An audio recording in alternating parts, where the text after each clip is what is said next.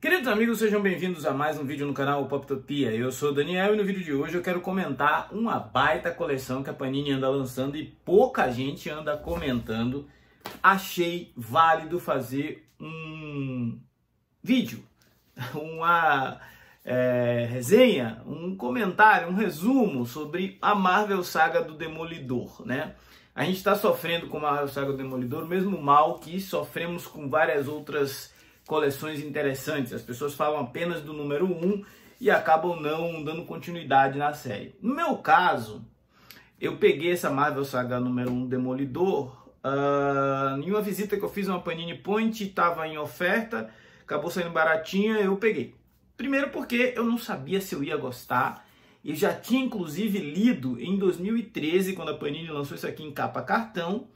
E a impressão que eu fiquei é que era um Demolidor da galhofa, era um Demolidor sorrindo sob o sol.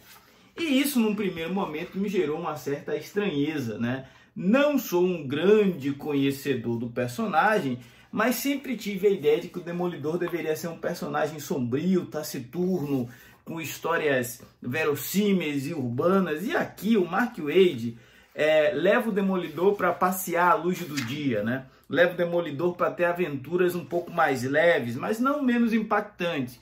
Ele recupera, por exemplo, o lado canalha do Matt Murdock, o lado safadinho dele, né? O Matt participa já na primeira missão aqui de impedir um assassinato durante um casamento e, como recompensa, ele rouba um beijo da noiva.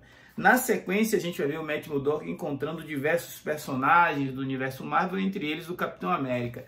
Mas, de verdade, essa é uma fase marcada não apenas pela participação de grandes nomes no elenco da Marvel, mas principalmente pela revolução visual que os artistas se propuseram a entregar nessa saga, nesse grande fase do Mark Waid à frente do Demolidor. Nesse primeiro arco a gente tem Paolo Rivera e depois o Marcos Martin e mostrando como a nona arte pode ser versátil, como as páginas de quadrinho podem ser uma mídia rica e ampla para você explorar de diversas formas.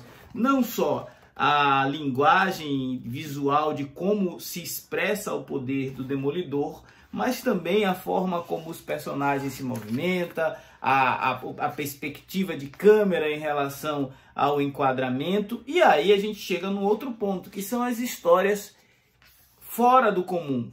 O que seriam histórias fora do comum? A gente não vai ver, nesse primeiro momento, o Demolidor tendo grandes arcos ou lidando com grandes revoluções. É o Matt Murdock tentando convencer as pessoas de que ele não é o Demolidor, né? Que tudo aquilo não passou de uma grande farsa. É o Matt Murdock tentando restabelecer o escritório de advocacia dele com o Fog Nelson e lidando ali com a sua vida dupla.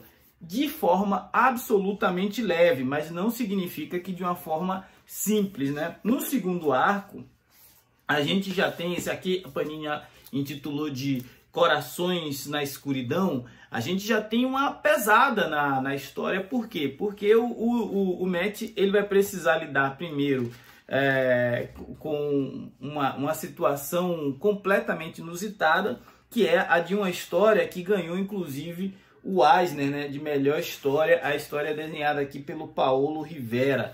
É aquela HQ onde Matt Murdock está levando jovens pobres de uma escola pública para um passeio de Natal, acontece um acidente e a gente vai acompanhar, na verdade, o herói sendo salvo por essas crianças que ele estava tentando cuidar. É uma história emblemática, uma história poética, se passa em uma época do ano que todo mundo fica mais sensível, que é o Natal, que é a época do nascimento de Jesus, a renovação da esperança, afinal o ano está acabando, outro ano está começando.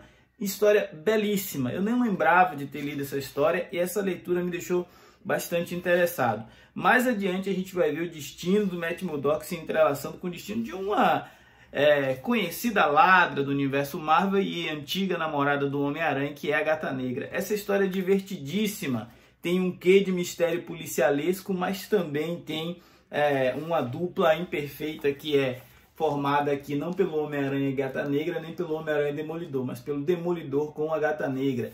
E aqui a gente vai ver uma ladra e um herói chavequeiro, né? Um herói disposto a seduzir, por que não, uma bela jovem, mesmo que ela seja do outro lado da lei. É o Demolidor realmente sorrindo sob o sol, sendo feliz, agindo de forma leve, descompromissada, sem as amarras pesadas de histórias sombrias e taciturnas e noturnas, mas com algumas histórias bastante complexas, como uma história onde o Matt Murdock precisa investigar o desaparecimento do túmulo do pai dele e ele acaba tendo que, como que eu posso dizer isso sem entregar muito, tendo que ir parar no reino do Topeira, né, no subsolo.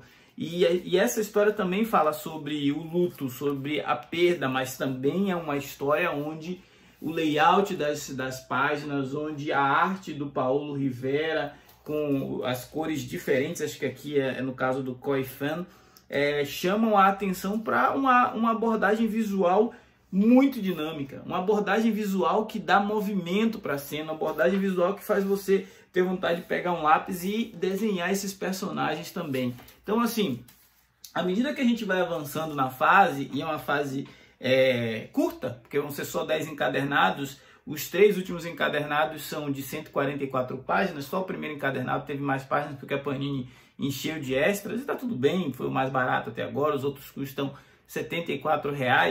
Acontece que nesse encadernado número 3, que é o efeito ômega, esse é o 3? Correto, esse é o 3, a gente vai ver em metade do encadernado o Matt Murdock sofrendo um sequestro, e esse sequestro faz com que ele vá parar na Lativéria, e a situação não é favorável para ele, é uma situação bastante adversa, é uma história bem cabulosa até, porque ele está lidando ainda com as consequências de um arco que é o arco do Justiceiro, né? O arco do Omega Drive, o arco onde o Matt Murdock precisa lidar com a ajuda do Homem-Aranha e o Justiceiro, com o fato dele ter um disco que tem dados sobre diversas organizações criminosas e que interessam a IMA, a Hydra e várias outras, o Tentáculo. Este mesmo arco que compreende as histórias Avenging Spider-Man número 6 e Demolidor 10 mais o Justiceiro número 10 foram publicados recentemente nesta edição do Justiceiro por Greg Rucka. Então, se você tem esse material, metade do que saiu aqui nessa edição vai ser repeteco. Quer dizer, a série do Demolidor, né, só saiu aqui. E aqui você vai ter apenas uma edição do Demolidor que faz referência a esse arco. Então, num curto intervalo de tempo, a gente vai ver o arco do Greg Rucka sendo publicado em 2 histórias diferentes. Fica aí a seu critério. Se você gostar mais do Justiceiro, pega o título do Justiceiro. Se você está pegando a Marvel Saga do Demolidor, fica com o Demolidor, porque você vai ter uma fase do personagem completa. E do Justiceiro ainda deve sair um volume 2 para complementar a fase do Greg Rucka.